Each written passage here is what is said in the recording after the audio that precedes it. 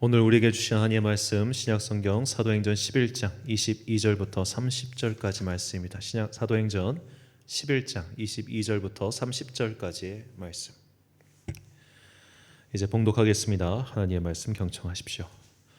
예루살렘 교회가 이 사람들의 소문을 듣고 바나바를 안디옥까지 보내니 그가 이르러 하나님의 은혜를 보고 기뻐하여 모든 사람에게 굳건한 마음으로 주와 함께 머물러 있으라 고나니 바나바는 착한 사람이요 성령과 믿음이 충만한 사람이라.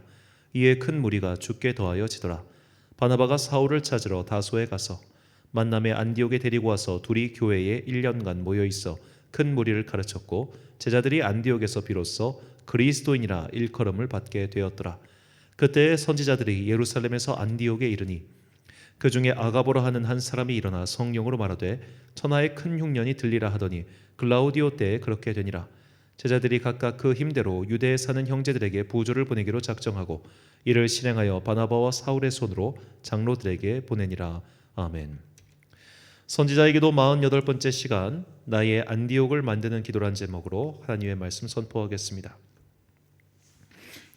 우리나라 근대사에 제 생각에 굉장히 중요한 족적을 남겼다고 생각하는 역사학자이며 신학자였던 함석헌 선생님이란 분이 있습니다. 이 함석헌 선생님이 그대 그런 사람을 가졌는가라는 시를 쓰셨는데 이 시가 굉장히 참 가슴을 울리는 좋은 시입니다. 이 시가 뭐 다 읽어드리긴 좀 길고 그래서 제가 2년과 6년만 읽어드리겠습니다.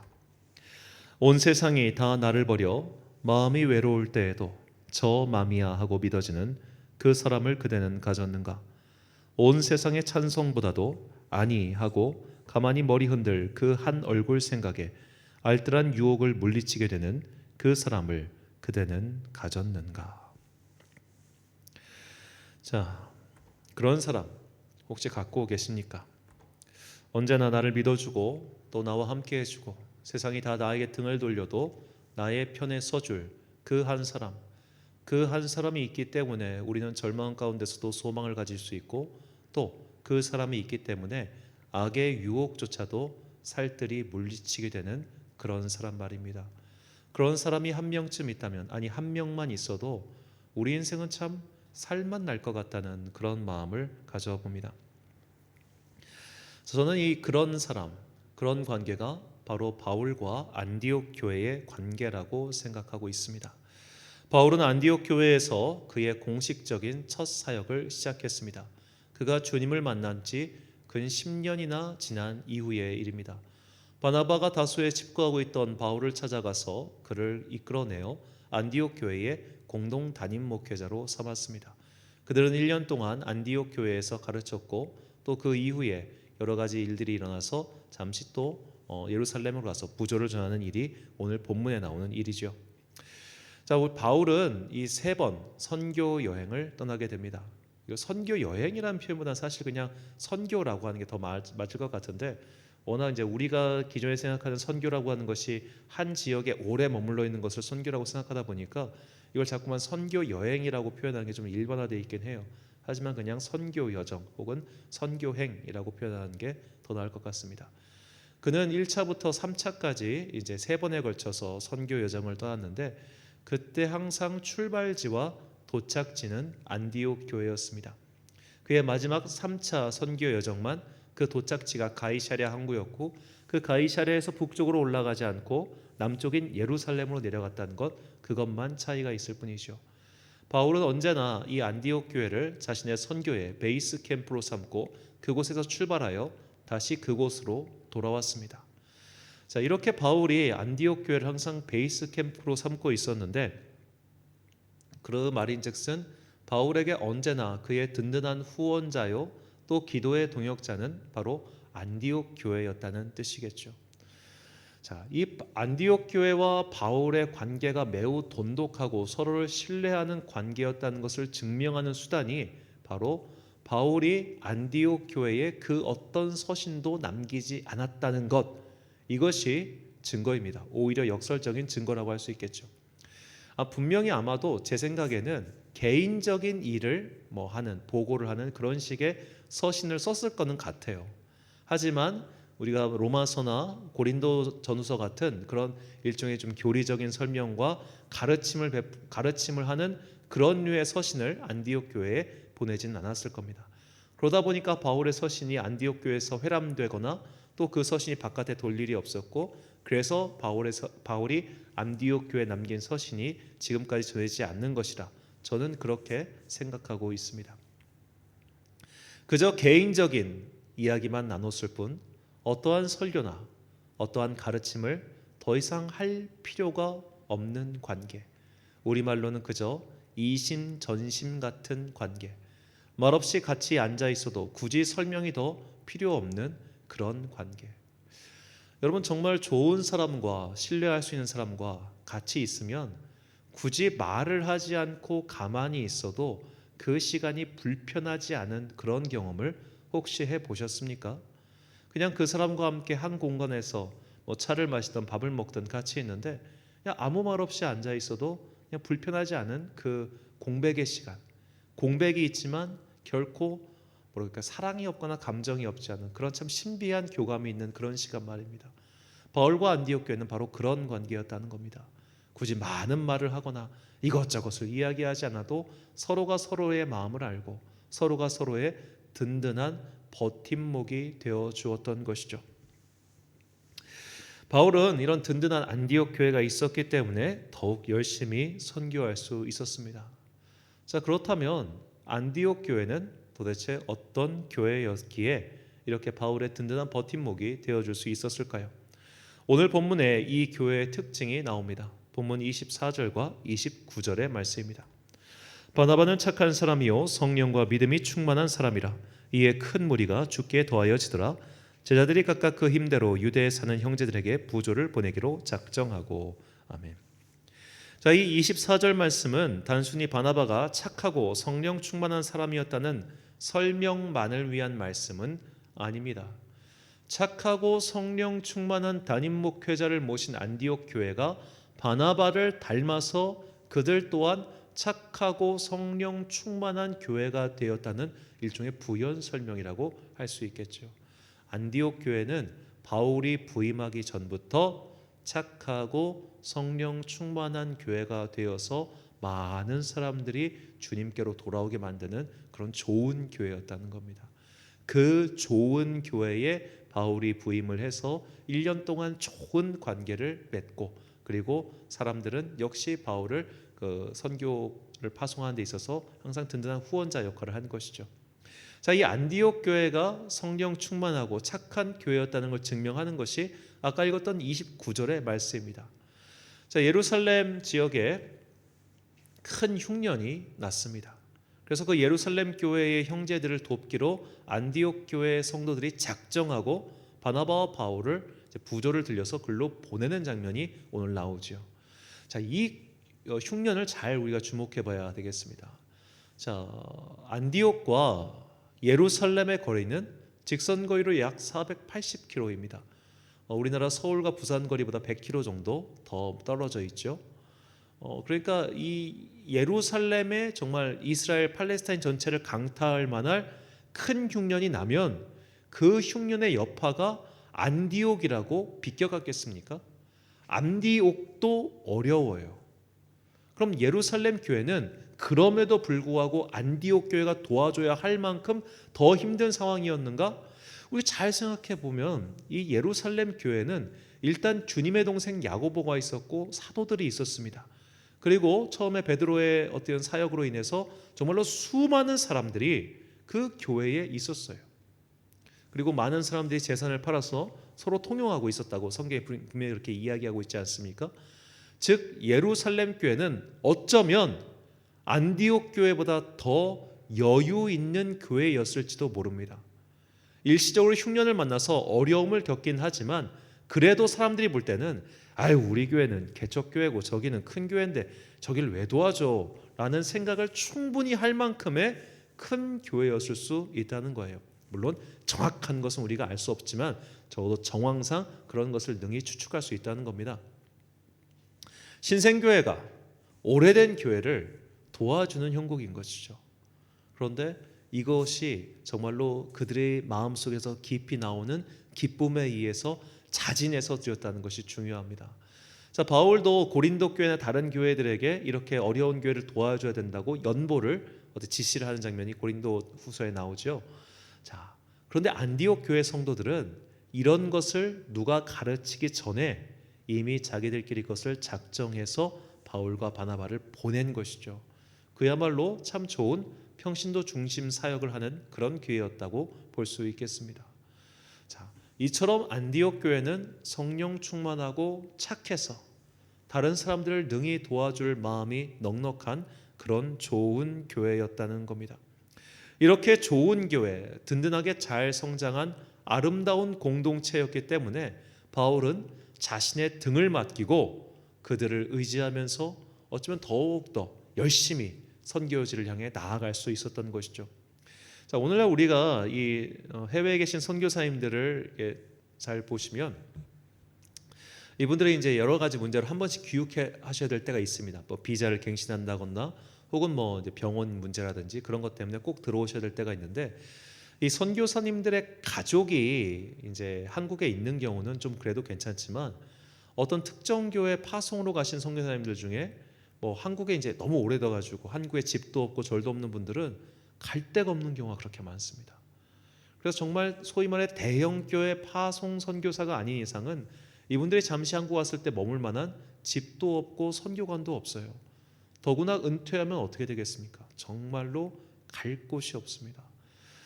참 그 선교사로 은퇴하신 분들이 정말 말년이 어렵습니다.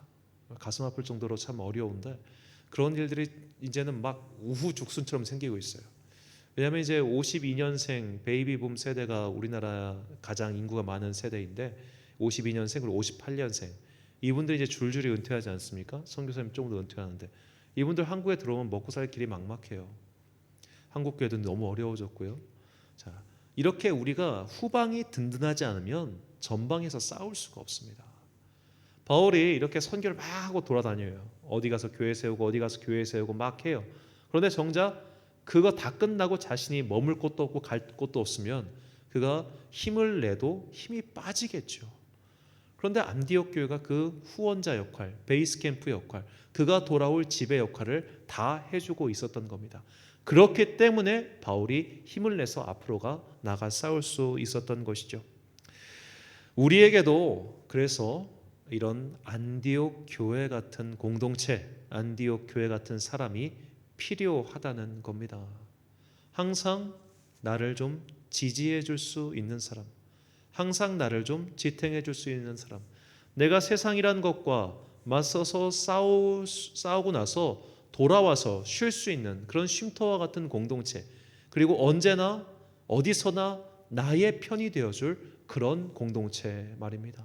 그것이 저는 우리 교회가 되었으면 좋겠고 또 우리가 서로가 서로에게 그런 안디옥 교회의 역할을 하기를 저는 간절히 바라고 있습니다. 예전에 제가 부목사로 사역했던 교회에 그 당시 굉장히 정치적으로 좀 민감한 사건이 터졌습니다. 그 교회에서 한 도보로 7분 되는 거리에 굉장히 좀 나라를 혼란스럽게 한 인물이 그 아파트에 살고 있었어요. 그분 때문에 이제 뭐 그분 수호하는 집회가 열리기도 하고 그분을 반대하는 집회가 막 서울을 막 시끌시끌하게 만들었을 때입니다. 자, 그때 교인들도 막 저 사람을 막 반대해야 된다고 막 목소리를 높이면서 막 나가신 분들이 좀 계셨어요. 제가 그 모습을 보면서 문득 이런 생각이 들었습니다. 만약 저분이 우리 교회 교인이었어도 사람들이 이렇게 행동했을까라고 말이죠. 자, 우리 교회 교인이 우리 교회에 속한 공동체가 예를 들어 사회적으로 물의를 일으켰다 가정해 봅시다. 사회적으로 손가락질 받을 만한 짓을 저질렀다고 그렇게 생각해 봅시다. 그렇다면 그 교회는 그 성도를 손절해야 합니까? 교회의 법에는 분명히 손절하게 되어 있습니다. 형사법적으로 문제를 일으킨 사람은 교인 자격을 박탈하게 되어 있습니다. 하지만 저는 좀 이런 생각이 들어요. 막 온 세상이 그를 비난해요. 온 세상이 그를 나쁜 놈이라고 해요. 실제로 나쁜 짓도 저질렀어요. 하지만 그가 속한 교회 공동체만은 그의 편에 서서 그를 위로해주고 비록 그가 법의 심판을 받게 되더라도 그와 함께 해주고 그의 손을 잡아주는 그런 공동체가 되면 안 되겠습니까? 자, 우리가 잘 알고 있지만 사람은 때려서 변하지 않습니다. 아무리 법의 심판이 엄중해도 사람은 변하지 않습니다. 사람을 변하게 하는 것은 사랑이지요. 그 사람을 그럼에도 불구하고 끝까지 사랑해주고 그 사람을 그럼에도 불구하고 끝까지 지지해주고 그 사람을 그럼에도 불구하고 그의 편이 되어줄 때 아까 우리가 읽었던 함석헌 선생님 그 시의 유견의 말처럼 그 사랑으로 인해서 그가 그래 나를 저렇게 믿어주는 사람들이 있는데 나를 저렇게 지지해주는 사람들이 있는데 저렇게 나와 함께 해주고 이 고통을 감내해주는 사람이 있는데 내가 이렇게 살면 안 되지 라는 마음을 품지 않겠습니까?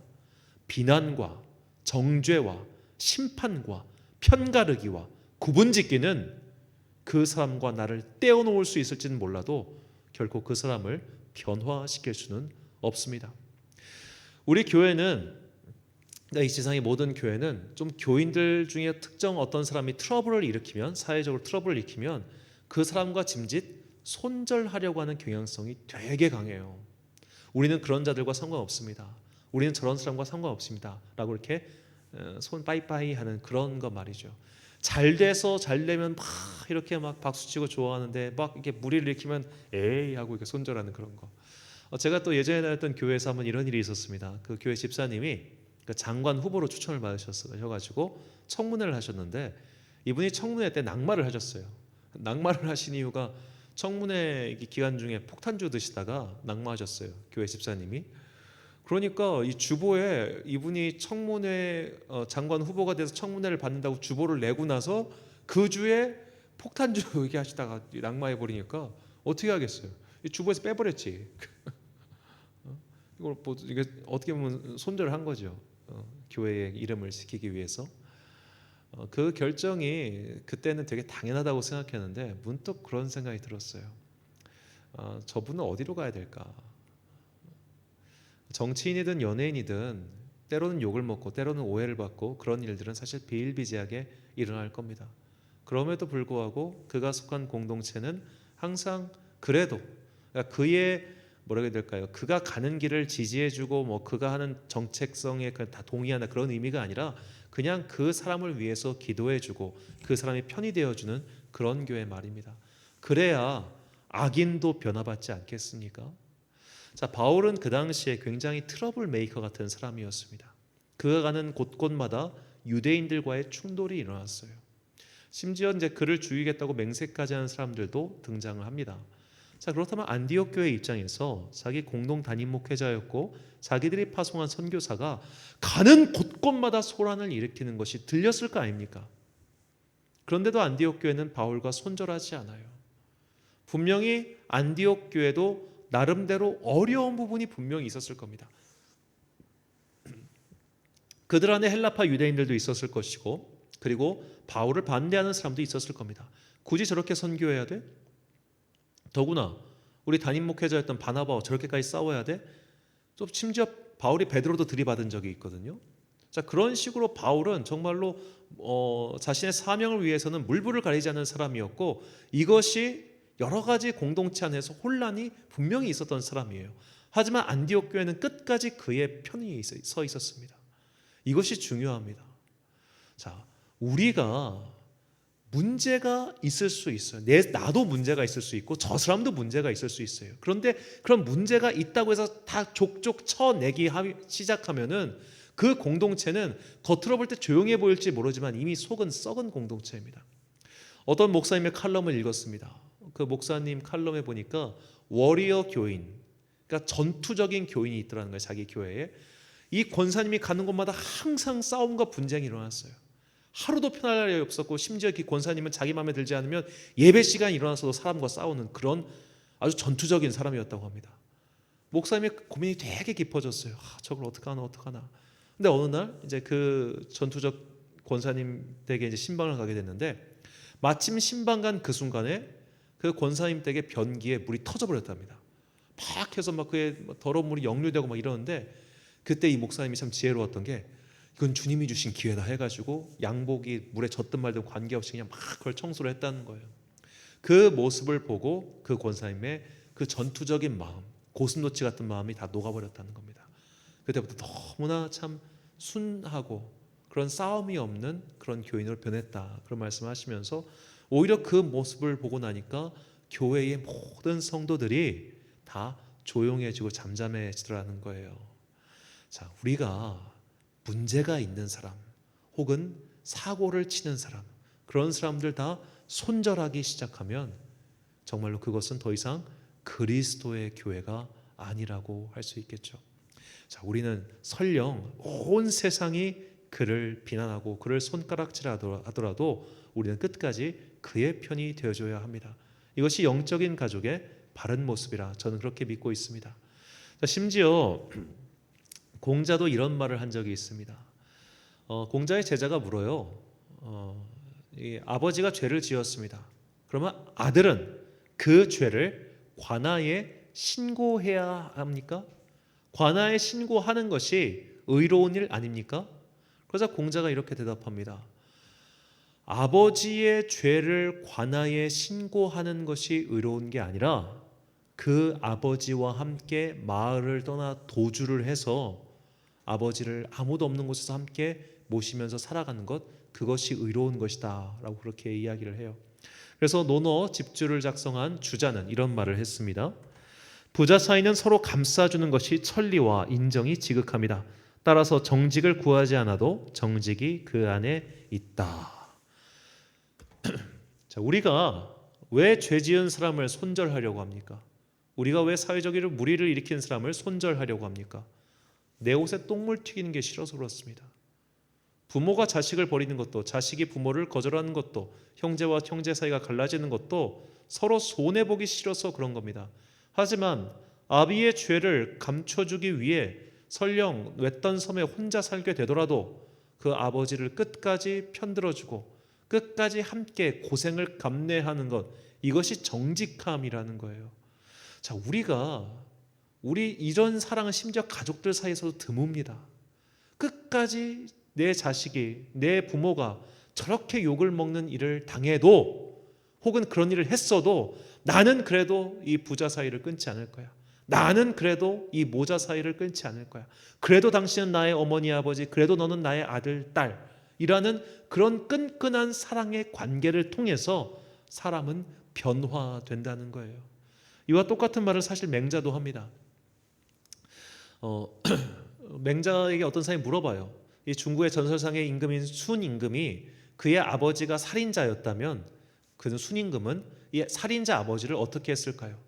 그러니까 맹자가 대답합니다. 순임금이라면 아마도 이 왕의 자리는 다 버려버리고 아버지와 함께 외딴 섬에 들어가 살 것이다. 이것이 효다라고 말이죠.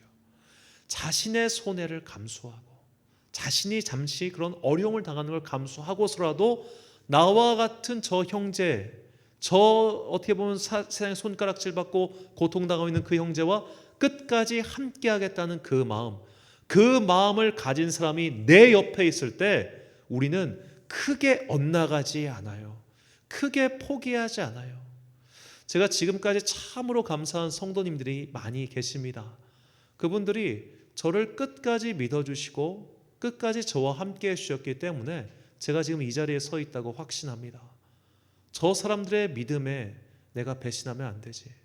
저 사람들이 저렇게까지 나를 믿어주는데 내가 더 힘을 내야지. 그 마음이 있기 때문에 지금도 이렇게 꾸역꾸역 버티며 산 것 같아요. 우리가 그런 마음이 있을 때 힘이 나고 그런 사람이 있을 때 기운이 나고 또 그런 사람이 있어야만 우리는 더 이상 죄에 빠지지 않고 주님께서 우리에게 가라고 하신 길을 끝까지 갈 수 있는 겁니다. 우리는 누군가의 안디옥 교회가 되어 주어야 합니다. 그의 인생 마지막까지 든든한 울타리요 그의 편이 되어 주어야 합니다. 또한 우리에게도 그런 안디옥 교회가 필요하죠. 언제 어디서나 나의 편이 되어줄 그런 사람 말입니다. 다행히도 우리에게는 이미 그런 분이 계십니다. 바로 우리를 친구 삼으신 예수 그리스도이시죠. 주님께서는 이렇게 말씀하셨습니다. 요한복음 15장 13절과 14절 말씀을 함께 읽겠습니다. 사람이 친구를 위하여 자기 목숨을 버리면 이보다 더 큰 사랑이 없나니 너희는 내가 명하는 대로 행하면 곧 나의 친구라. 아멘. 주님께서 목숨을 다하여 친구인 우리를 위해 주셨습니다. 주님은 끝까지 우리의 편이 되어 주셨고 또 서 계십니다. 주님은 우리의 잘못과 실수를 일렬히 지적하시며 그것 때문에 내가 더 이상 너희와 함께하지 않겠다 그렇게 하시지 않았습니다.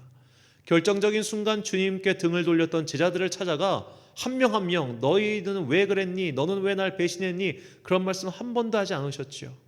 그러자 그들이 변했던 것을 잊지 마십시오.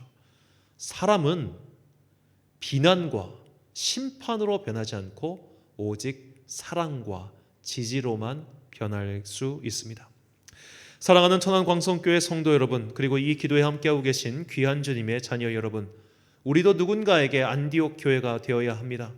이 교회의 울타리 안에 들어온 영적 가족을 끝까지 함께하고 또 지켜줘야 합니다. 아무리 세상이 그에게 손가락질을 하고 또 그의 편이 된 우리를 함께 비난하게 되더라도 우리는 그와 끝까지 손을 잡고 걸어가야 합니다. 그래야 그가 설령 정말로 악행을 저질렀고 또 법적 처벌을 받게 되더라도 마침내 주님의 사랑으로 변화되어 새 인생을 살 수 있기 때문입니다. 우리가 너무나 잘 알다시피 처벌은 사람을 변화시키지 못한다는 것을 꼭 기억하십시오. 사람을 변화시키는 것은 끝까지 그와 함께하는 사랑뿐입니다. 주님께서 그런 사랑으로 우리를 친구 삼으셨고 또 우리를 위하여 죽으심으로 그 사랑을 보여주셨습니다. 이제 이틀 후면 우리를 위해 생명을 바친 그 친구의 생일입니다. 생명의 은인이 탄생한 날인데 우리가 어찌 기뻐하지 않을 수 있겠습니까? 제가 참 좋아하는 목사님께서는 언제나 설교 전에 이런 말씀하셨습니다. 나는 주님 보시기에 두고 보기에도 아까운 사람입니다. 그러니 주님 보실 때 두고 보기에도 아깝게 살아가십시오. 이렇게 두고 보기에도 아까운 그 사람이 우리를 위하여 또 우리가 그 사람을 위하여 함께 살아가야 합니다. 처벌의 시선, 옳고 그름을 판단하는 시선, 너와 나를 구분하는 마음은 결코 사람을 변화시키지 못하고 오히려 분열을 일으키는 사탄의 도구가 될 뿐임을 잊지 마십시오. 예수님의 이 마음으로 우리 또한 누군가의 안디옥 교회가 됩시다. 그리고 우리에게도 이런 안디옥 교회가 생기도록 기도하십시오. 끝까지 나의 편에 서줄 그 한 사람으로 인해 우리의 인생은 결코 어둠과 낙심에 빠지지 않고 결국 빛으로 가게 될 것입니다. 그 만남의 축복이 우리 모두에게 임하길 간절히 소망합니다. 이 마음 담아 우리 함께 찬양한 후에 기도하겠습니다. 아버지 사랑 내가 노래해, 아버지 은혜 내가 노래해.